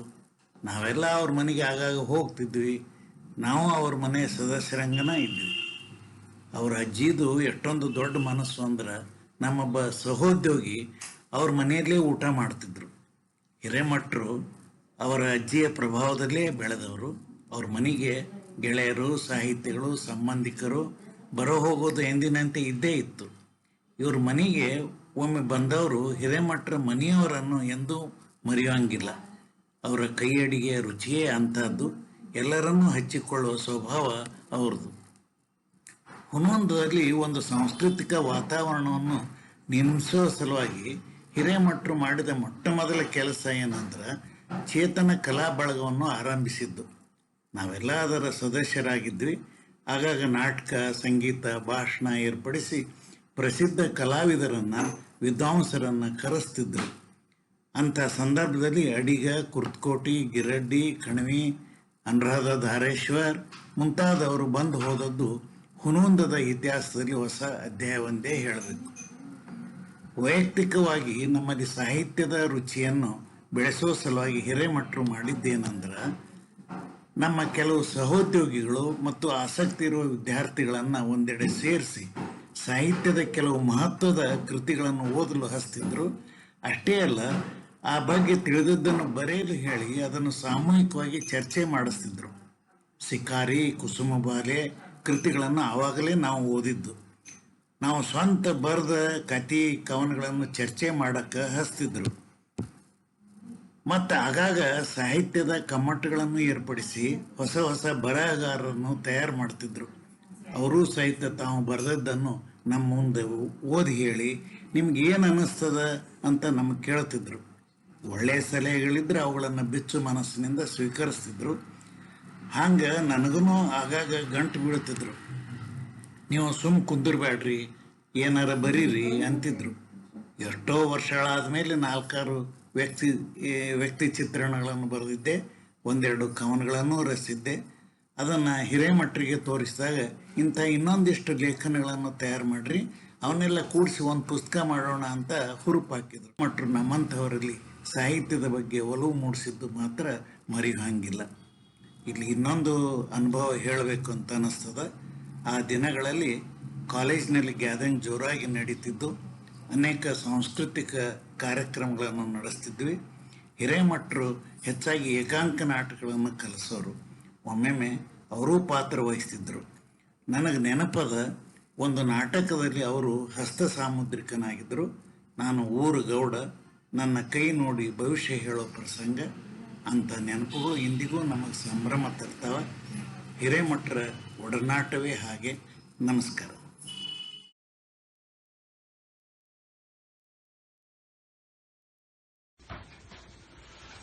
ಮಲ್ಲಿಕಾರ್ಜುನ ಹಿರೇಮಠ ಅವರು 1946ರಲ್ಲಿ ಹುಟ್ಟಿದ್ರು. ಅವ್ರದ್ದು ಚಿಗರಿ ಊಟ. 21ನೇ ವಯಸ್ಸಿನೊಳಗೆ MA ಮುಗಿಸಿ ಹುನಗುಂದ ಕಾಲೇಜಿನೊಳಗೆ ಇಂಗ್ಲಿಷ್ ಪ್ರಾಧ್ಯಾಪಕರಾಗಿ ಸೇರಿಕೊಂಡು ಒಂದೇ ಕಾಲೇಜಿನಲ್ಲಿ ಸುಮಾರು 37 ವರ್ಷ ಸರ್ವಿಸ್ ಮಾಡಿ 2004ರಲ್ಲಿ ಅಲ್ಲಿಂದ ರಿಟೈರ್ ಆದರು. ರಿಟೈರ್ ಆಗೋ ಹೊತ್ತಿಗೆ ಅವರು ಪ್ರಾಚಾರ್ಯರಾಗಿದ್ದರು. ರಿಟೈರ್ ಆದಮೇಲೆ ಅವರು ಧಾರವಾಡಕ್ಕೆ ಬಂದು ನೆಲೆಸಿದರು. ಧಾರವಾಡಕ್ಕೆ ಬಂದು ನೆಲೆಸಿದ ಮೇಲೆ ಮನೋಹರ ಗ್ರಂಥಮಾಲೆಯ ಅವರು ಒಬ್ಬ ಅಟ್ಟದ ಸದಸ್ಯರಾದರು. ಗ್ರಂಥಮಾಲೆ ಈಗಾಗಲೇ ಅವರ ಒಂದು ಮೊಲೆವಾಲು ನಂಜಾಗಿ ಅನ್ನುವಂಥ ಒಂದು ಸಣ್ಣ ಕಥಾ ಸಂಕಲನವನ್ನು ಗ್ರಂಥಮಾಲೆಯ ಚಂದಾದಾರರಿಗೆ ಕೊಟ್ಟಿತ್ತು. ಅದಾದ ನಂತರ ಎಷ್ಟೋ ದಿನಗಳವರೆಗೆ ಬೆನ್ನು ಹತ್ತಿದ್ದು ಕೀರ್ತನಾಥ್ ಕುರ್ತಕೋಟಿ ಅವರು ಸಹ ಅವರಿಗೆ ಹೇಳಿದ್ರು. ಅವರು ಹಾವಳಿ ಅನ್ನುವಂಥ ಒಂದು ಬೃಹತ್ ಕಾದಂಬರಿಯನ್ನು ಬರೆದು ಕಳೆದ ವರ್ಷವೇ ನಮಗೆ ಕೊಟ್ಟಿದ್ದಾರೆ. ಅದನ್ನು ನಾವು ಇದೇ ವರ್ಷ ಪ್ರಕಟ ಮಾಡಿದ್ದೇವೆ. 2013ರಲ್ಲಿ ಗಿರಡ್ಡಿ ಗೋವಿಂದರಾಜರ ನೇತೃತ್ವದಲ್ಲಿ ಧಾರವಾಡ ಸಾಹಿತ್ಯ ಸಂಭ್ರಮ ಅನ್ನುವಂಥ ಒಂದು ಕಾರ್ಯಕ್ರಮವನ್ನು ಪ್ರಾರಂಭ ಮಾಡಿಸಿದ್ವಿ. ಗಿರಡ್ಡಿಯವರ ನೇತೃತ್ವದಲ್ಲಿ ಸುಮಾರು 8 ವರ್ಷ ಆ ಕಾರ್ಯಕ್ರಮ ನಡೆಯಿತು. ಆಗ ಮಲ್ಲಿಕಾರ್ಜುನ ಹಿರೇಮಠ ಅವರು ಸಕ್ರಿಯವಾಗಿ ಭಾಗವಹಿಸಿದರು. ಅವರು ಯಾವಾಗಲೂ ಸೌಮ್ಯವಾಗಿದ್ದು, ಸೈಲೆಂಟ್ ಆಗಿದ್ದು, ತಮ್ಮ ಕೆಲವು ಮಾತುಗಳಿಂದ ಅವನ್ನ ಇದನ್ನ ಹೇಳ್ತಾ ಇದ್ರು. ಗಿರಡ್ಡಿಯವರು ದಿನಾಲು ಅಂಗಡಿಗೆ ಬಂದು ಕೂತಾಗ ಹಿರೇಮಠರು ದಿನಾಲು ಅಂಗಡಿಗೆ ಬಂದು ಕೂತು ಸಾಹಿತ್ಯ ಸಂಭ್ರಮದಲ್ಲಿ ಅನೇಕ ಮೌಲ್ಯವಾದಂತಹ ಸೂಚನೆಗಳನ್ನು ಕೊಟ್ಟು ಅದು ಮಹತ್ತರವಾಗಿ ಧಾರವಾಡ ಅಲ್ಲ ಕರ್ನಾಟಕದಲ್ಲೇ ಅಂಥ ಒಂದು ಸಾಹಿತ್ಯ ಸಂಭ್ರಮ ಬೆಳೆಯುವಂತೆ ನೋಡಿಕೊಂಡರು.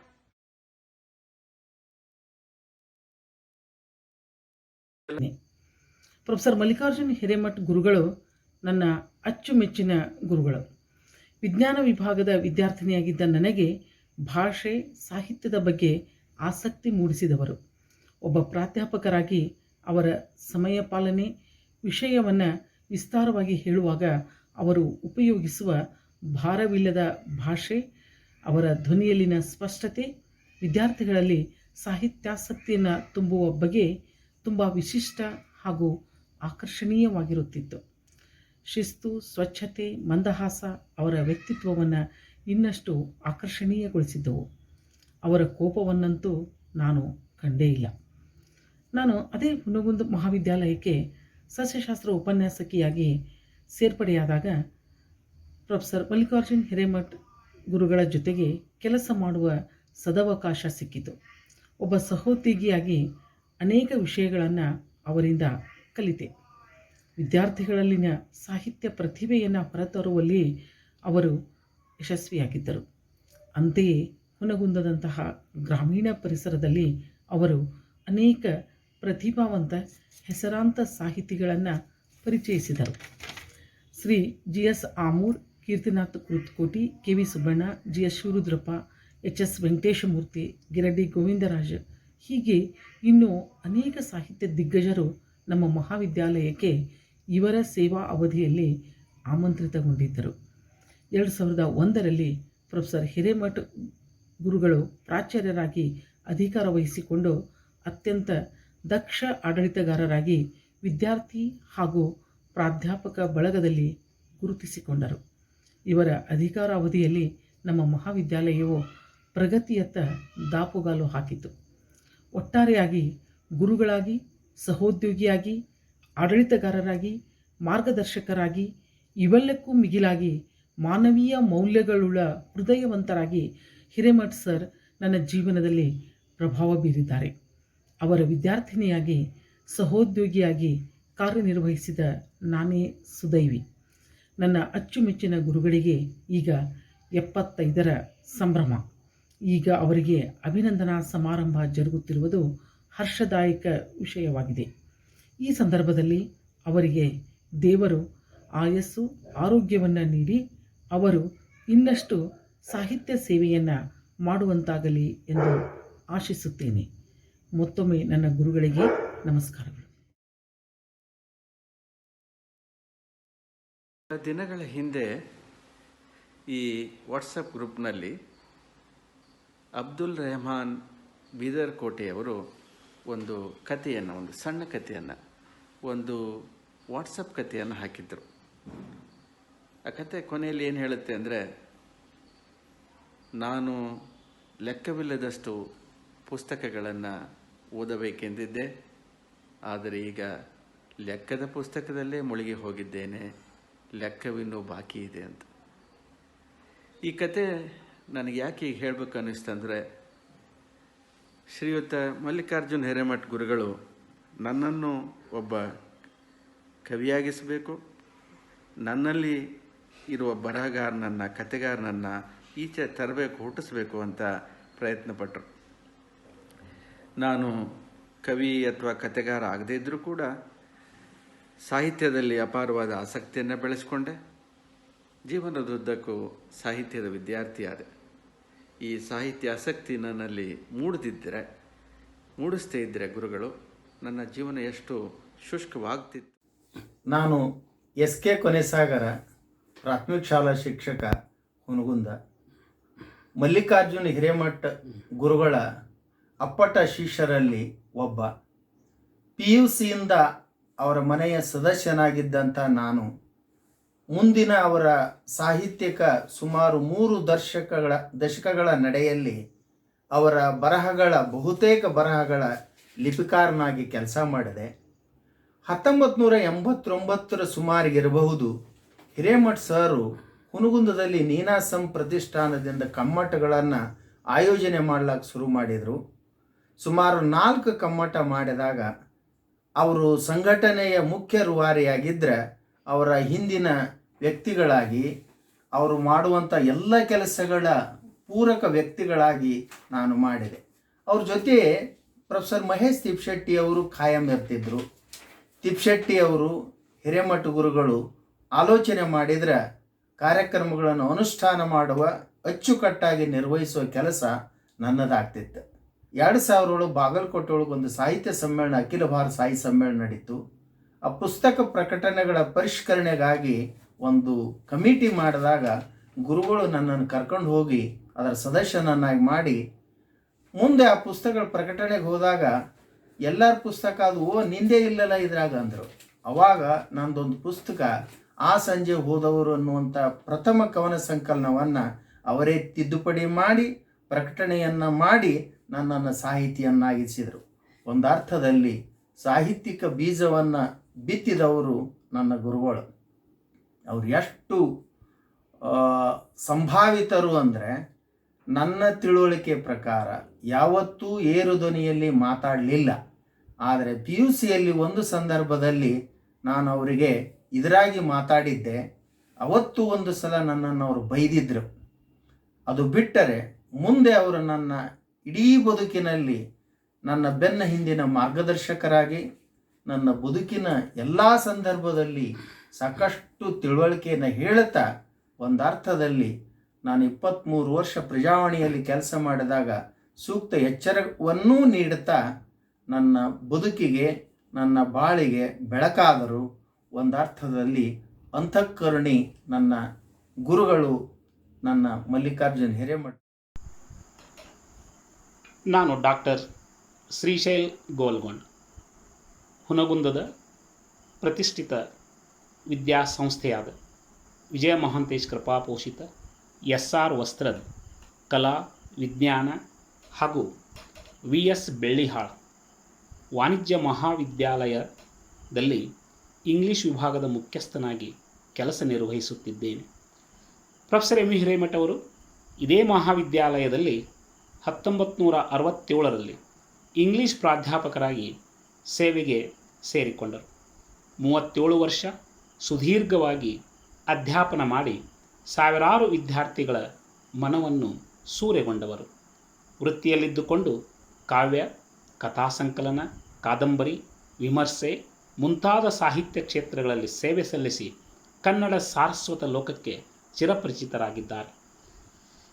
1993ರಲ್ಲಿ ಕರ್ನಾಟಕ ವಿಶ್ವವಿದ್ಯಾಲಯ ಧಾರವಾಡದಿಂದ ನಾನು ಇಂಗ್ಲಿಷ್ ವಿಷಯದಲ್ಲಿ MA ಪದವಿಯನ್ನು ಪಡೆದುಕೊಂಡು ಹುನಗುಂದ ನಗರಕ್ಕೆ ಬಂದೆ. ಆಗ ಪ್ರೊಫೆಸರ್ SV ದೊಡ್ಡಮನಿಯವರು ಅವರು ಅರ್ಥಶಾಸ್ತ್ರ ವಿಷಯದ ಪ್ರಾಧ್ಯಾಪಕರಾಗಿದ್ದವರು. ನನ್ನನ್ನು ಪ್ರೊಫೆಸರ್ ಎಂ ಹಿರೇಮಠ ಅವರಿಗೆ ಪರಿಚಯಿಸಿದರು. ಅವರು ನನ್ನ ಸಂದರ್ಶನವನ್ನು ತೆಗೆದುಕೊಂಡು ಪ್ರಾಚಾರ್ಯರಿಗೆ ಹೇಳಿ ಸೇವೆಗೆ ಸೇರಿಸಿಕೊಂಡರು. ಸೇವೆಗೆ ಸೇರಿದಂದಿನಿಂದ ನನ್ನನ್ನು ಅತ್ಯಂತ ಮಾನವೀಯ ಕಳಕಳಿಯಿಂದ ನೋಡಿಕೊಂಡವರು. ಅತ್ಯಂತ ಸೌಮ್ಯ ಸ್ವಭಾವದ, ಹಸನ್ಮುಖಿಯಾದ, ಸಮಯ ಪ್ರಜ್ಞೆ, ವೃತ್ತಿನಿಷ್ಠೆ ಹೊಂದಿದ ಮಿತಭಾಷಿ, ಹಾಗೆಯೇ ಅನ್ಯಾಯದ ವಿರುದ್ಧ ಸೆಣಸುವ ಹಠವಾದಿಯೂ ಕೂಡ.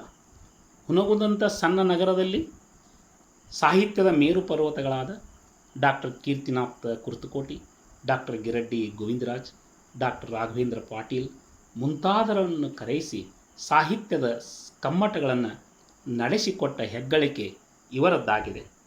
ಪ್ರಾಚಾರ್ಯರಾಗಿ ಬಡ್ತಿ ಹೊಂದಿದರು. ಅಧಿಕಾರದ ಅಹಂಕಾರ ಒಮ್ಮೆಯೂ ಇವರ ಬಳಿ ಸುಳಿಯಲಿಲ್ಲ. ಸದಾ ಕಾರ್ಯದಲ್ಲಿ ತನ್ಮಯರಾಗಿ ನಿರ್ಲಿಪ್ತ ಜೀವನ ಸಾಗಿಸುತ್ತಿದ್ದವರು ನಮ್ಮ ಪ್ರೊಫೆಸರ್ ಎಂ ಹಿರೇಮಠರವರು. ಮಾನವೀಯ ಘನ ವ್ಯಕ್ತಿತ್ವ ಹೊಂದಿದ ಅವರೊಂದಿಗೆ ಸೇವೆ ಸಲ್ಲಿಸಿ ಅವರ ಪ್ರಭಾವಳಿಯಲ್ಲಿ ಅರಳಿದ ನಾನೇ ಧನ್ಯನಾಗಿದ್ದೇನೆ. ನಾನು ಸಿದ್ಧಲಿಂಗಪ್ಪ ಬೀಳಗಿ, ಹುನಗುಂದದಿಂದ.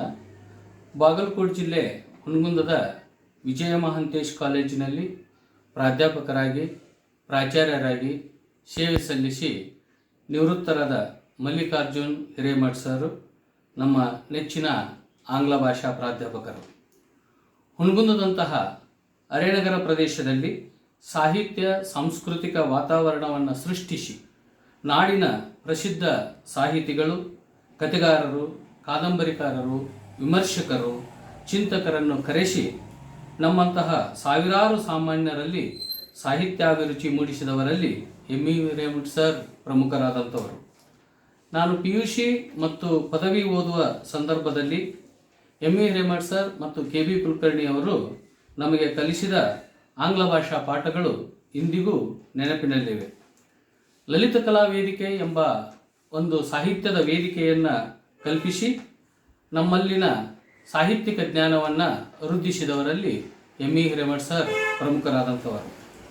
ಅಕ್ವೇರಿಯಂ ಮೀನು, ಹವನ, ಅಮೀನುಪುರದ ಸಂತೆ, ಲಕ್ಕವ್ವನ ಮಂದಿ, ಹಾವಳಿಯಂತಹ ಮಹತ್ವದ ಕೃತಿಗಳ ಮೂಲಕ ಸಾಹಿತ್ಯ ಲೋಕದಲ್ಲಿ ಗುರುತಿಸಿಕೊಂಡವರು ಎಂ ಹಿರೇಮಠ್ ಗುರುಗಳು. ನನ್ನಂತೆ ಸಾವಿರಾರು ವಿದ್ಯಾರ್ಥಿಗಳಿಗೆ ನೆಚ್ಚಿನ ಪ್ರಾಧ್ಯಾಪಕರಾದಂತಹ ಎಂ ಹಿರೇಮಠ್ ಸರ್ಗೆ ಸದ್ಯ 75ರ ಸಂಭ್ರಮ. ಅವರಿಗೆ ನಮ್ಮ ಪರವಾಗಿ ತುಂಬು ಹೃದಯದ ಅಭಿನಂದನೆಗಳು. ನಾ ಹಿರೇಮಠ್ ಸರ್ಗೆ ಮಗಳೂ ಹೌದು, ಅಪರೋಕ್ಷವಾಗಿ ಏಕಲವ್ಯ ಜಾಗದಾಗ ನಿಂತ್ರ ನಾ ವಿದ್ಯಾರ್ಥಿನೂ ಹೌದು. ನಾನು ಸಾಹಿತಿ ಸಂಗಮೇಶ್ ಕೋಟೆಯವರ ಧರ್ಮಪತ್ನಿ ಭಾಗ್ಯಶ್ರೀ ಕೋಟೆ. ಸರ್ ನಮ್ಮ ಮನೆಯವರು ಸರ್ದು ಸ್ಟೂಡೆಂಟ್, ಹೀಗಾಗಿ ನಾನು ಸರ್ ಸ್ಟೂಡೆಂಟ್. ಇವ್ರು ಏನು ಕಲ್ತಿದ್ರು ನನಗೆಲ್ಲ ಹೇಳ್ತಿದ್ರು. ಸರ್ ಜೋಡಿ ಒಡನಾಟ ನಮ್ಮ ಮನೆಯವ್ರದ್ದು ಒಂದು ತಂದೆ ಗುರು ಒಂದು ಭಾಳ ಚಲೋ ಜಾಗದಾಗ ಇಬ್ಬರದು ಭಾಳ ಚಲೋ ಸಂಬಂಧ ಇತ್ತು. ಆಕೆ ಏನೋ ಸಾಹಿತ್ಯ ಆಯ್ತು ಏನಾಯ್ತು ಬರೆದ್ರೆ ಮೊದಲು ಸರ್ನ ಕೇಳೇ ಇದನ್ನು ಮಾಡ್ತಿದ್ರು. ಇವ್ರು ಯಾವಾಗೂ ಹೇಳ್ತಿದ್ರು, ನಾ ಇಷ್ಟು ಬೆಳೆದಿದ್ದಂದ್ರೆ ನನ್ನ ಹುನಗುಂದ ಗುರುಗಳ ಕಡೆಯಿಂದ. ಅಕ್ಕಿ ಸರು, ಕಟಾವ್ಕರ್ ಸರು, ಮಠಪತಿ ಸರು, ಕಟ್ಟಾರೆ ಸರ್, ಹವಾಲ್ದಾರ್ ಸರ್, ಆಮೇಲೆ ಹಿರೇಮಠ ಸರ್, ಇವರೆಲ್ಲರ ಸಂಸ್ಕಾರದಿಂದ ನಮ್ಮ ಮನೆಯವರು ಇಷ್ಟು ಎತ್ತರಕ್ಕೆ ಬೆಳೆಯೋಂಗಾಯ್ತು. ಅಲ್ಲಿದೊಂದು ಒಳ್ಳೆಯ ಸಂಸ್ಕಾರ ನಮ್ಮ ಮನೆಯವ್ರನ್ನ ಇಷ್ಟು ಪ್ರಬುದ್ಧ ಜಾಗಕ್ಕೆ ಕರ್ಕೊಂಡು ಹೋಯ್ತು ಅಂತಂದು ನಾನು ಇವತ್ತು ಖುಷಿಯಿಂದ ಹೇಳ್ತೀನಿ. ಇವತ್ತು ನನಗೆ ಭಾಳ ಖುಷಿ ಅನಿಸ್ತೈತೆ ಅಂತಂದ್ರೆ ಸರ್ ಯಾವಾಗಾರ ಭೇಟಿಯಾದಾಗ ಬಗ್ಗೆ ಭಾಳ ಖುಷಿ ಅಥವಾ ಸಂಘು ಭಾಳ ಎತ್ತರಕ್ಕೆ ಬೆಳೆದಿದ್ದು ನೋಡಿ ಅಂತಿದ್ರು. ಭಾಳಷ್ಟು ಸಂಬಂಧಗಳು ಭಾಳಷ್ಟು ಸಂದರ್ಭಗಳು ಬಂದಾವ. ಒಂದು ಸಂದರ್ಭ ನೆನಪಾಗ್ತೈತಿ, ಜಮಖಂಡಿ ಒಳಗೆ ಅಕಾಡೆಮಿ ಫಂಕ್ಷನ್ ನಡೆದಿತ್ತು, ಪ್ರಶಸ್ತಿ ಪ್ರದಾನ. ಅಲ್ಲೇ ಸರ್ಗೆ ಗೌರವ ಪ್ರಶಸ್ತಿ ಸಿಕ್ತು, ನಮ್ಮ ಮನೆಯವ್ರಿಗೆ ಅಕಾಡೆಮಿ ಪುಸ್ತಕ ಪ್ರಶಸ್ತಿ ಸಿಕ್ಕಿತ್ತು. ಒಂದು ಸ್ಟೇಜ್ ಮ್ಯಾಗೆ ಸರ್ಕಾರ ಗುರು ಶಿಷ್ಯರನ್ನು ಅಭಿನಂದನೆ ಮಾಡೋದು ಭಾಳ ಅಗದಿ ಗ್ರೇಟ್ ಅಂತ ಅನಿಸ್ತು. ಸರ್ ಅವಾಗಂದ್ರೆ ಭಾಗ್ಯ ಭಾಳ ಖುಷಿ ಆಯ್ತು ನೋಡಿ ಅಂತಂದು. ಮನೆಗೆ ಬರ್ತಿದ್ರು, ಇರ್ತಿದ್ರು, ಒಳ್ಳೆ ಟೈಮ್ ತೆಗಿತಿದ್ವಿ, ಸಾಹಿತ್ಯಕ್ಕೆ ಮಾತು ನಡೀತಿತ್ತು, ಬೆಳೆದಿಂಗಳು ಊಟ ಆಗ್ತಿತ್ತು. ಹೋದ್ಮ್ಯಾಗ ಒಂದೇ ವಾರನಾಗ ಸರ್ ಕಡೆಯಿಂದ ಪತ್ರ ಕಂಪಲ್ಸರಿ ಬರ್ತಿತ್ತು ನಮಗಿಬ್ಬರು ಮಾತಾಡೋಕ್ಕೆ. ಇವ್ರಿಗೆ ಆರಾಮಿಲ್ದಾಗ ಸರ್ ಅಪ್ಪವ್ರನ್ನ ಕರ್ಕೊಂಡು ಭಾಳ ಸಲ ಮನೆಗೆ ಬಂದು ಹೋದರು, ನಾವು ಹೋಗಿದ್ವಿ. ಕಾಲಾಯ್ತು ಅಸ್ಮೈ ನಮ್ಮ ಹೆಂಗೆ ಬರ್ತೈತೆ ಹಂಗೆ ಹೋಗಬೇಕು, ಒಳ್ಳೇದಷ್ಟೇ ನೆನೆಸ್ಕೊಂತ ನಮ್ಮ ಮನೆಯವ್ರು ಪ್ರತಿ ಸಲ ನಮಗೆ ಹೇಳ್ತಿದ್ರು. ಇವ್ರ ಜಾಗದಾಗ ನಾ ಅದೀನಿ, ಎಲ್ಲರೂ ಅಂತಾರೆ ನೀನು ನೋಡಿದ್ರಪ್ಪ ಸಂಗಣ್ಣ ನೆನಪಾಗ್ತೈತೆ ಅಂತ. ಈ ಸರ್ ಕಡೆಯಿಂದ ಇನ್ನಷ್ಟು ಸಾಹಿತ್ಯಿಕ ಪುಸ್ತಕಗಳು ಹೊರಗೆ. ಬಂಧುಗಳೇ, ಜೀವನವನ್ನು ಎರಡು ದೃಷ್ಟಿಯಿಂದ ನೋಡಬಹುದು. ಒಂದು ಭಾಗಶಃ ದೃಷ್ಟಿಕೋನ, ಇನ್ನೊಂದು ಅಖಂಡ ದೃಷ್ಟಿಕೋನ. ಪ್ರೊಫೆಸರ್ ಮಲ್ಲಿಕಾರ್ಜುನ ಹಿರೇಮಠ್ ನಮ್ಮ ಗುರುಗಳು ಸಮಾಜದಲ್ಲಿ ಪ್ರಸ್ತುತವಾಗಿ ಎಲ್ಲಿ ಕಂಡುಕೊಳ್ತಾರೆ ಅಂತಂದರೆ, ಅವರು ಜೀವನವನ್ನು ಅಖಂಡವಾಗಿ ನೋಡಿದರು, ಅಖಂಡವಾಗಿ ಬದುಕಿದರು, ವಿದ್ಯಾರ್ಥಿಗಳ ಜೀವನವನ್ನು ಅಖಂಡವಾಗಿ ರೂಪಿಸೋದಕ್ಕೆ ಪ್ರಯತ್ನಪಟ್ಟರು. ಆಂಗ್ಲ ಭಾಷಾ ಬೋಧನೆ ಅವರ ವೃತ್ತಿ, ಆದರೆ ಸಾಹಿತ್ಯ ಸಂಸ್ಕೃತಿ ಅವರ ಪ್ರವೃತ್ತಿ. ವೃತ್ತಿಗಿಂತಲೂ ಪ್ರವೃತ್ತಿಯನ್ನು ಅವರು ಅತ್ಯಂತ ಶ್ರೀಮಂತಗೊಳಿಸಿದರು, ತಮ್ಮ ಬದುಕನ್ನು ಶ್ರೀಮಂತಗೊಳಿಸಿಕೊಂಡ್ರು. ಆಮೇಲೆ ವಿದ್ಯಾರ್ಥಿಗಳ ಬದುಕನ್ನು ಕೂಡ ಶ್ರೀಮಂತಿಕೆಯಿಂದ ಕಟ್ಟಿಕೊಡೋದಕ್ಕೆ, ಸಾಹಿತ್ಯಿಕವಾಗಿ ಶ್ರೀಮಂತಿಕೆಯಿಂದ ಕಟ್ಟಿಕೊಡೋದಕ್ಕೆ ಅವರ ಪ್ರಯತ್ನವನ್ನು ಪಟ್ಟರು. ಅವರ ಅಕ್ವೇರಿಯಂ ಮೀನು, ಗಾಜಿನ ಪಾತ್ರೆಯಲ್ಲಿರೋ ಮೀನು ಸಮುದ್ರವನ್ನು ಸೇರಬೇಕು, ನಾನು ವಿಶಾಲ ಜಗತ್ತನ್ನು ನೋಡಬೇಕು ಅಂತ ತವಕ ಪಡ್ತದೆ. ಅದೇ ರೀತಿ ಪ್ರತಿಯೊಬ್ಬ ಮಾನವನು ಕೂಡ ಒಂದು ಬಂಧನದಲ್ಲಿರ್ತಾನೆ, ಆಕಾಶಕ್ಕೆ ಚಿಮ್ಮಬೇಕಂತಾನೆ. ಆ ಬಯಕೆ ಅಕ್ವೇರಿಯಂ ಮೀನು ಪ್ರಥಮ ಕವನ ಸಂಕಲನದಲ್ಲಿ ಅಭಿವ್ಯಕ್ತಗೊಂಡಿದೆ. ನೀವು ಅಮೀನಪುರದ ಸಂತೆಯನ್ನು ತೆಗೆದುಕೊಂಡ್ರೆ, ಅಲ್ಲಿ ಒಬ್ಬ ಬಡ ರೈತ ಅನುಭವಿಸೋ ಹಿಂಸೆ, ಒಂದು ಸಂತೆಗೆ ಹೋದಾಗ ಅಥವಾ ಮತ್ತೊಂದು ಕಡೆಗೆ ತನ್ನ ಬದುಕಿನಲ್ಲಿ ಹಿಂಸೆಯನ್ನು ಅನುಭವಿಸಿ ಆತ್ಮಹತ್ಯೆ ಮಾಡಿಕೊಳ್ತಕ್ಕಂಥ ಒಂದು ಸಂದರ್ಭಕ್ಕೆ ಹೋಗ್ತಾನಲ್ಲ, ಅದು ಅತ್ಯಂತ ಮಾರ್ಮಿಕವಾಗಿ ಚಿತ್ರಿಸಲ್ಪಟ್ಟಿದ್ದು ಅಮೀನಪುರದ ಸಂತೆಯಲ್ಲಿ. ನೀವು ಲಕ್ಕವನ ಮಂದಿ ಬಂದರೆ, ಅಲ್ಲಿ ಬಡ ವರ್ಗ ಯಾವ ರೀತಿಯಾಗಿ ಲಕ್ಕವನ ಗುಡಿಯಲ್ಲಿ ತಮ್ಮ ಬದುಕನ್ನು ಕಟ್ಟಿಕೊಳ್ತಾ ಇಡೀ ಭಾರತ ದೇಶದ ಬಡವರ ದುರಂತದ ಬದುಕಿಗೆ ಒಂದು ಕೈಗನ್ನಡಿಯಾಗಿ ಮತ್ತು ಅವರು ಹೋರಾಟಕ್ಕಾಗಿ ತೊಡತಕ್ಕಂಥ ಛಲ ಅಲ್ಲಿ ನಾವು ಕಂಡುಕೊಳ್ತೇವೆ. ಕೊನೆಯದಾಗಿ ನಾವು ಹಾವಳಿ ಕಾದಂಬರಿಯನ್ನು ತೆಗೆದುಕೊಂಡಾಗ, ಹೈದರಾಬಾದ್ ಕರ್ನಾಟಕವನ್ನು ತೆಗೆದುಕೊಂಡಾಗ ರಜಾಕರ ಹಾವಳಿ ಅಂತ ಕರಿತೇವೆ. ಒಂದು ಚಿಕ್ಕ ಗ್ರಾಮದಲ್ಲಿ ತಮ್ಮ ಸ್ವಾರ್ಥ ಸಾಧನೆಗಾಗಿ ಅನೇಕ ಜನ ಒಂದು ರೀತಿಯ ಹಾವಳಿಯನ್ನು ಎಬ್ಬಿಸ್ತಾ ಆ ಒಂದು ಗ್ರಾಮ ಮಿನಿ ಇಂಡಿಯಾ, ಚಿಕ್ಕ ಭಾರತವಾಗಿ ನಮಗೆ ರೂಪುಗೊಳ್ತದಲ್ಲ, ಅದು ಮಲ್ಲಿಕಾರ್ಜುನ್ ಹಿರೇಮಠರವರ ಬರವಣಿಗೆಯ ಶ್ರೇಷ್ಠತೆ ಅಂತ ನಾವು ಭಾವಿಸ್ತೇನೆ.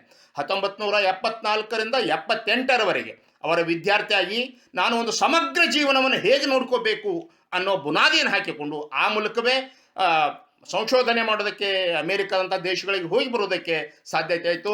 ಅವರಿಗೆ ನಾವು ಎಲ್ಲ ವಿದ್ಯಾರ್ಥಿಗಳ ಪರವಾಗಿ ಅನಂತ ವಂದನೆಗಳನ್ನು ಹೇಳ್ತೇನೆ. ನಾನು ಡಾಕ್ಟರ್ ಐ ಎ ಲೋಕಾಪುರ್. ನಮಸ್ಕಾರ.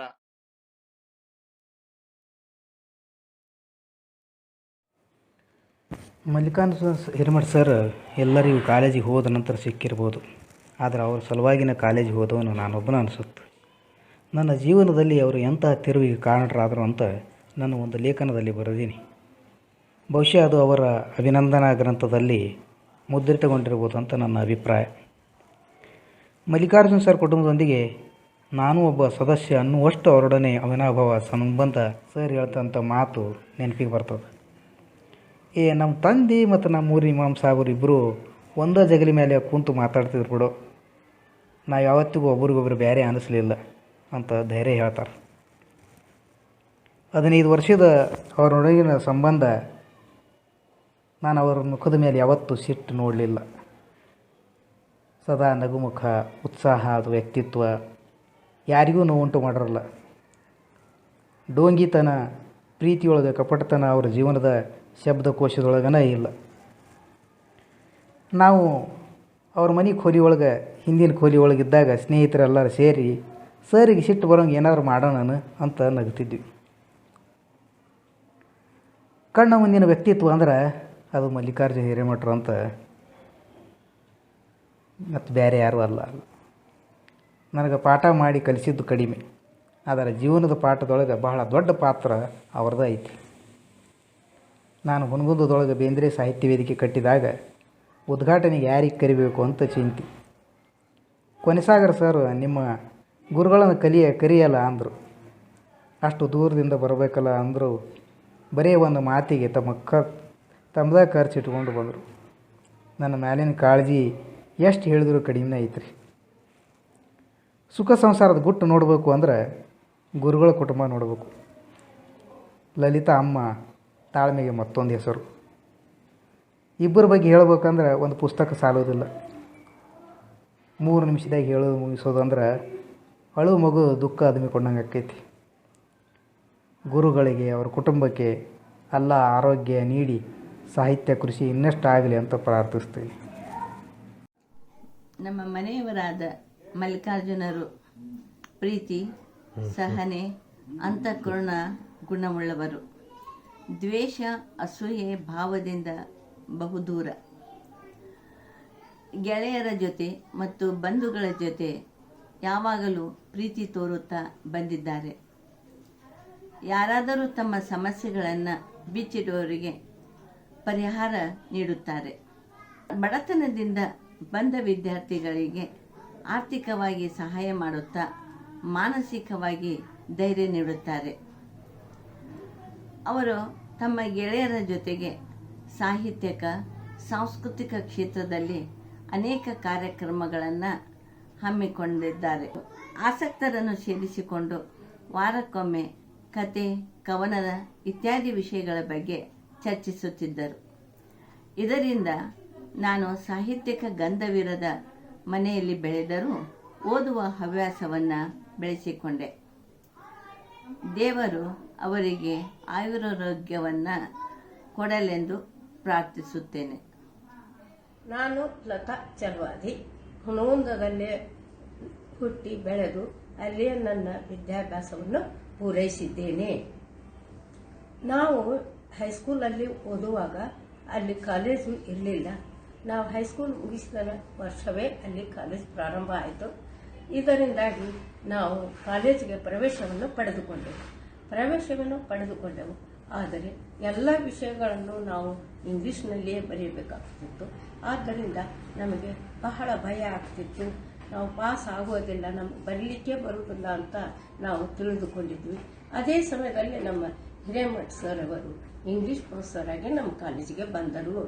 ನಮ್ಮ ಸುದೈವವೇನು, ಅವರು ನಮಗೆ ಪ್ರತಿದಿನ ತುಂಬ ಇಂಟ್ರೆಸ್ಟ್ ತಗೊಂಡು ನಮಗೆ ಇಂಗ್ಲೀಷನ್ನು ಹೇಳ್ತಿದ್ರು. ನಮಗೆ ಇಂಗ್ಲೀಷ್ ಅಂದರೆ ಕಬ್ಬಿಣದ ಕಡಲೆ. ಮೊದಲು ನಮಗೆ ಬಹಳ ನಮಗೆ ಯಾವುದೇ ಇಂಗ್ಲೀಷ್ ವರ್ಡ್ ಸಹಿತ ನಮಗೆ ಹೋಗ್ತಿದ್ದರು, ನಮ್ಮ ತಲೆಗೆ ಹತ್ತುತ್ತಿರಲಿಲ್ಲ. ಬರ್ತಾ ಸರ್ ಅವರು ನಮಗೆ ಅತಿ ಉತ್ಸುಕತೆಯಿಂದ, ಅತಿ ಸಮಾಧಾನದಿಂದ ನಮ್ಮ ಎಲ್ಲರಿಗೆ ತಿಳಿಯುವಂತೆ ಅವರು ನಮಗೆ ಪಾಠ ಮಾಡ್ತಿದ್ದರು. ಇದರಿಂದಾಗಿ ನಾವು ಪ್ರತಿ ವರ್ಷ ನಾವು ಕ್ಲಾಸಿನಲ್ಲಿ ಪಾಸ್ ಆಗುತ್ತಿದ್ದೆವು. ಹೀಗಾಗಿ ನಮ್ಮ ಸರ್ ಅವರಿಗೆ ನಾವು ಎಷ್ಟು ಥ್ಯಾಂಕ್ಸ್ ಹೇಳಿದ್ರು ನಮಗೆ ಕಡಿಮೆನೇ. ಏಕೆಂದರೆ ಎಷ್ಟೋ ವಿದ್ಯಾರ್ಥಿಗಳು ಅವ್ರ ಕೈಯಲ್ಲಿ ಕಲಿತು ಇವತ್ತು ಅತ್ಯಂತ ಉನ್ನತ ಸ್ಥಾನಕ್ಕೆ ಬಂದಿದ್ದಾರೆ. ಇದು ನಾವು ಕೂಡ ಇವರು ಸರ್ ಒಂದು ಪ್ರೇರಣೆಯಿಂದಾಗಿ ನಾವು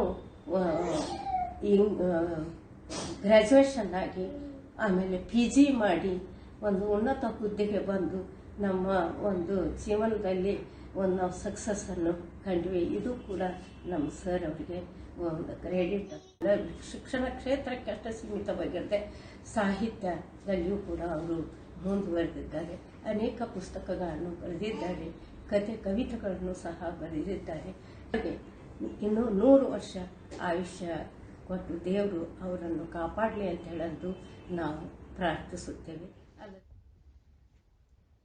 ನಾನು ಡಾಕ್ಟರ್ ಮಂಜುಳಾ ಚಲವಾದಿ, ಪ್ರಸಕ್ತ ಕರ್ನಾಟಕ ಕಾಲೇಜಿನಲ್ಲಿ ಸಮಾಜಶಾಸ್ತ್ರದ ಪ್ರಾಧ್ಯಾಪಕಿಯಾಗಿ ಸೇವೆಯನ್ನು ಸಲ್ಲಿಸ್ತಾ ಇದ್ದೇನೆ. ನಾನು 1978ರಿಂದ 81ರವರೆಗೆ VMSRV ಕಾಲೇಜಿನಲ್ಲಿ ವ್ಯಾಸಂಗವನ್ನು ಮಾಡಿರುತ್ತೇನೆ. ಆದ್ಯ ವಚನಕಾರ ಮಹಾಶರಣ ಜೇಡರ ದಾಸಿಮನವರು ಹೇಳುವಂತೆ, ಇಳೆ ನಿಮ್ಮ ದಾನ, ಬೆಳೆ ನಿಮ್ಮ ದಾನ, ಸುಳಿದು ಸೂಸುವ ಗಾಳಿ ಅದು ನಿಮ್ಮ ದಾನ, ನಿಮ್ಮ ದಾನವನ್ನುಂಡು ಅನ್ಯರ ಹೊಗಳುವ ಕುನ್ನಿಗಳನೆಂಬೆ ರಾಮನಾಥ. ಇದಕ್ಕೆ ಅಕ್ಷರಶಃ ಸಾಕ್ಷಿ ನಮ್ಮ ಪ್ರೊಫೆಸರ್ ಮಲ್ಲಿಕಾರ್ಜುನ್ ಹಿರೇಮಠರಂದರೆ ತಪ್ಪಾಗಲಿಕ್ಕಿಲ್ಲ. ಅವರ ಅಮೃತ ಮಹೋತ್ಸವದ ಈ ಶುಭ ಸಂದರ್ಭದಲ್ಲಿ ಅವರಿಗೆ ಮನದಾಳದ ಗೌರವ ನಮನಗಳನ್ನು ಸಲ್ಲಿಸುತ್ತೇನೆ. ನಾನು 1978ರಿಂದ 81ರವರೆಗೆ VMSRV ಕಾಲೇಜಿನಲ್ಲಿ ವಿದ್ಯಾರ್ಥಿಯಾಗಿದ್ದೆ.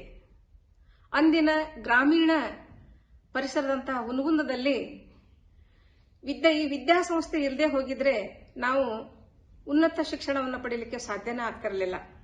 ಅದರಲ್ಲೂ ವಿಶೇಷವಾಗಿ ಹೆಣ್ಣು ಮಕ್ಕಳಿಗೆ ಶಿಕ್ಷಣ ಸಂಸ್ಥೆ ಇರದೇ ಹೋಗಿದ್ರೆ ನಾವು ಈ ಮಟ್ಟಕ್ಕೆ ಬೆಳೀಲಿಕ್ಕೆ ಸಾಧ್ಯನೇ ಇರಲಿಲ್ಲ. ಅದಕ್ಕೆ ಉದಾಹರಣೆ ಅಂತಂದ್ರೆ, ನಾವು ನಮ್ಮ ಕುಟುಂಬದಲ್ಲಿ 8 ಜನ ಸಹೋದರ ಸಹೋದರಿಯರು.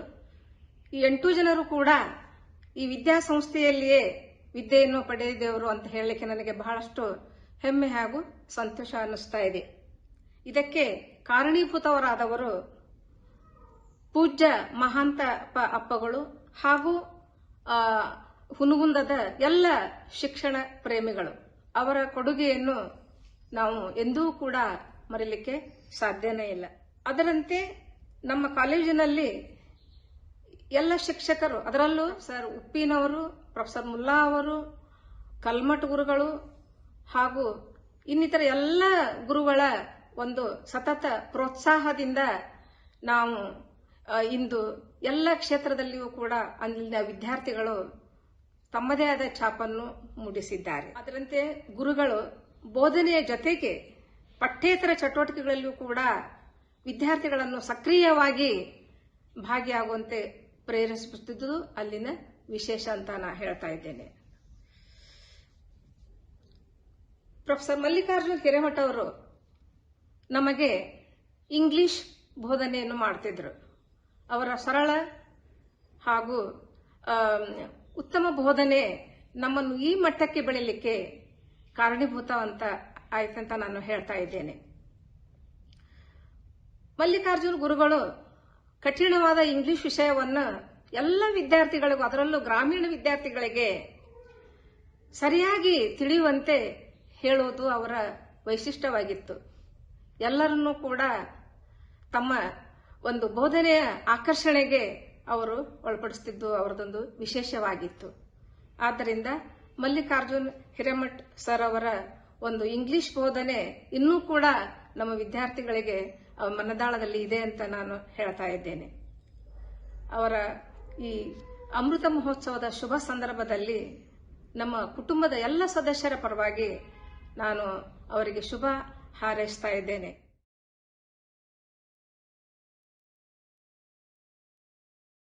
ಇನ್ನು ಸರ್ ಬಗ್ಗೆ ಹೇಳಬೇಕಂದ್ರೆ ಅವರು ನನಗೆ ಈ ಒಬ್ಬ ಸಾಹಿತಿ, ಮಾಡೆಲ್ ಸಾಹಿತಿ ಅಂತ ನನಗೆ ಅನಿಸ್ತದೆ. ಯಾಕಂದರೆ ಅವ್ರು ಏನು ಹೇಳ್ತಾರೋ ಅದೇ ಥರ ಇದ್ದಾರೆ. ಅವರ ಸರಳ ಜೀವನ ಆಗಿರ್ಬೋದು, ಅವರು ಶಿಸ್ತಾಗಿರ್ಬೋದು, ಇದು ಮಾನವತ್ವವಾದಿ, ಅವರದ್ದು ಅಷ್ಟೊಂದು ಮುಗ್ಧ ಮನಸ್ಸು. ಇವತ್ತು ನಾವು ಹೊರಗೆ ಏನಾದರೂ ಕಾಳು ಒಣಗ್ಲಿಕ್ಕೆ ಹಾಕಿದಾಗ ನಾವು ಎಲ್ಲನೂ ತಗೊಳ್ಳಿಕ್ಕೆ ಬಿಡೋದಿಲ್ಲ.